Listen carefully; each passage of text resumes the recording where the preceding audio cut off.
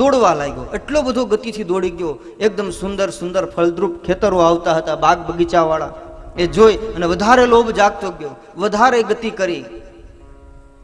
મધ્યાહનનો સમય વીતી ગયો છતાં પણ પાછો વળતો નથી. હજી એને લોભ વધતો ગયો, પ્રતિલોભ વધતો ગયો.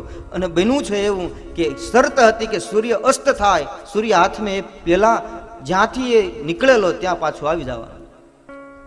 પણ હવે આ લોભમાં એને પાછું વળાણું નહીં, ઘણું બધું આગળ નીકળી ગયો, પાછો વેળ્યો છે. અતિ તીવ્ર ગતિથી દોડે છે, એકદમ થાકી ગયેલો, શ્વાસોશ્વાસની ક્રિયાઓ વધી ગઈ.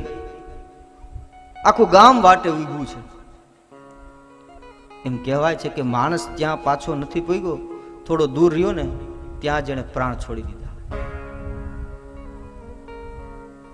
જીવન પર્યંત માણસ ભેગું કરવાની ભાવનાથી એટલો બધો દોડે છે પ્રલોભનમાં, લોભમાં, કે આખી યાત્રામાં એટલો બધો એને થાક લાગી જાય કે થાક ઉતરે નહીં ને ત્યાં એને જવાનો સમય આવી જાય. એ કોઈની રાહે રહેતો નથી. આ તો જિંદગી છે. આ જિંદગી કોઈને સાથ નથી આપ્યો.